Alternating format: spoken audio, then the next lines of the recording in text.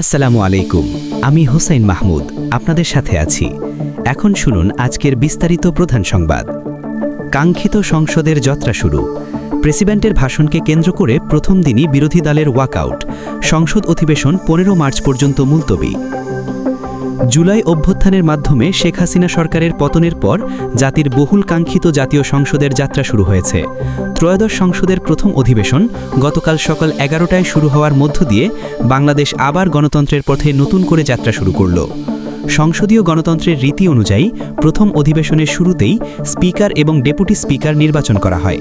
তবে জুলাই বিপ্লবের পর দেশের ভিন্ন রাজনৈতিক প্রেক্ষাপটে এবার স্পিকার ও ডেপুটি স্পিকার নির্বাচন হয় কিছুটা ব্যতিক্রম পদ্ধতিতে। দেশের বিদ্যমান সংবিধান অনুযায়ী এক সংসদের পর পরবর্তী সংসদ শুরু না হওয়া পর্যন্ত স্পিকারের মেয়াদ বহাল থাকে এবং বিদায়ী সংসদের স্পিকারই নতুন সংসদের অধিবেশন আহ্বান করেন। কিন্তু 2024 সালে ছাত্র জনতার অভ্যুত্থানের পর দ্বাদশ সংসদ ভেঙে দেওয়া হয়।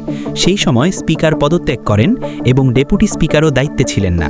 ফলে অধিবেশনের শুরুতেই নির্বাচিত সংসদ সদস্যদের মধ্য থেকে একজনকে সভাপতি নির্বাচন করা হয়।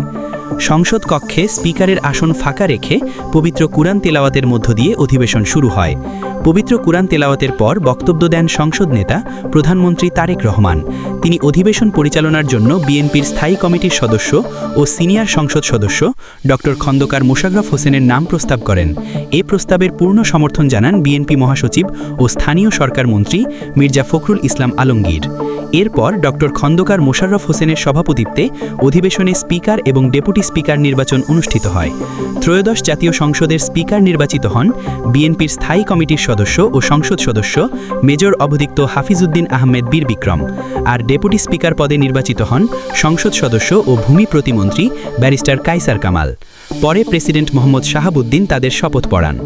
অধিবেশনের শুরুতে প্রধানমন্ত্রী তারেক রহমান বলেন, দেশ ও জনগণের স্বার্থে এই সংসদকে অর্থবহ করতে হবে।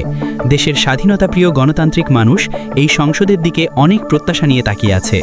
গত 1.5 দশকের বেশি সময় ধরে দেশের মানুষের গণতান্ত্রিক রাজনৈতিক অধিকার কেড়ে নেওয়া হয়েছিল এবং সংসদকে মানুষের অধিকার লুণ্ঠনকারীদের ক্লাবে পরিণত করা হয়েছিল। তিনি বলেন, বিগত সময়ে যারা নিজেদের এমপি পরিচয় দিতেন তারা কেউ জনগণের ভোটে নির্বাচিত ছিলেন না, কিন্তু বর্তমান সংসদ জনগণের সরাসরি ভোটে নির্বাচিত প্রতিনিধিদের সংসদ। এটি বাংলাদেশের জনগণের সংসদ। তিনি আরও বলেন, বিরোধিতার জন্য বিরোধিতা নয়, বরং যুক্তি ও গঠনমূলক বিতর্কের মাধ্যমে সংসদকে প্রাণবন্ত করে তোলা হবে। সংসদ পরিচালনায় স্পিকারের ভূমিকা অত্যন্ত গুরুত্বপূর্ণ বলেও তিনি উল্লেখ করেন। এরপর সংসদের বিরোধী দল নেতা ডক্টর শফিকুর রহমান বক্তব্য দেন। তিনি বলেন, জাতীয় সংসদকে একটি জনকল্যাণমূলক এবং দেশের গুরুত্বপূর্ণ ইস্যু নিয়ে গঠনমূলক আলোচনার স্থানে পরিণত করতে হবে। এটি যেন কোনোভাবেই ব্যক্তিগত চরিত্র হননের কেন্দ্রে পরিণত না হয়। তিনি বলেন, 24 জুলাইয়ের রক্তের উপর দাঁড়িয়ে আজকের এই সংসদ গঠিত হয়েছে। জুলাই বিপ্লবে অংশগ্রহণকারীদের প্রধান স্লোগান ছিল উই ওয়ান্ট জাস্টিস। তাই আজ সবাই স্পিকারের কাছে ন্যায় বিচার প্রত্যাশা করে। বক্তব্যের শুরুতে তিনি দেশের বিভিন্ন আন্দোলন ও সময়ের শহীদদের প্রতি গভীর শ্রদ্ধা জানান। ভাষা আন্দোলন, মুক্তিযুদ্ধ, 1990 সালের গণ আন্দোলন সহ বিভিন্ন সময়ে যারা শহীদ হয়েছেন বা নির্যাতনের শিকার হয়েছেন তাদের প্রতি কৃতজ্ঞতা প্রকাশ করেন। এছাড়া সাম্প্রতিক আন্দোলনে যারা প্রাণ দিয়েছেন তাদের প্রতিও শ্রদ্ধা জানান। অধিবেশনের প্রথম দিনে স্পিকার এবং ডেপুটি স্পিকার নির্বাচনের পর সংক্ষিপ্ত বিরতির পর সংসদীয় রেওয়াজ অনুযায়ী শোক প্রস্তাব উপস্থাপন করা হয়।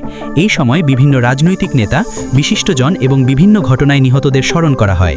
আলোচনার পর শোক প্রস্তাবটি সংসদে গৃহীত হয় এবং শহীদদের স্মরণে 1 মিনিট নীরবতা পালন করা হয়।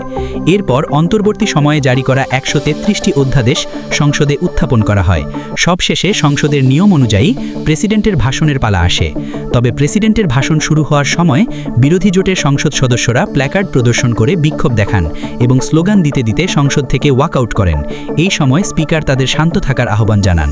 পরে প্রেসিডেন্টের ভাষণ শেষ হলে বিরোধী সদস্যরা আবার সংসদে ফিরে আসেন। সবশেষে স্পিকার সংসদের প্রথম অধিবেশন আগামী 15 মার্চ সকাল 11টা পর্যন্ত মুলতবি ঘোষণা করেন। সংবিধান অনুযায়ী ত্রয়োদশ জাতীয় সংসদের প্রথম অধিবেশনে প্রেসিডেন্ট ভাষণ দেন এবং সেই ভাষণের পর স্পিকার অধিবেশন মুলতবি ঘোষণা করেন। সংসদের পরবর্তী অধিবেশন আগামী 15 মার্চ সকাল 11টায় পুনরায় শুরু হবে। আজকের সংবাদ এখানেই শেষ করছি। পরবর্তী আরও আপডেটের জন্য আমাদের সাথেই থাকুন। ধন্যবাদ।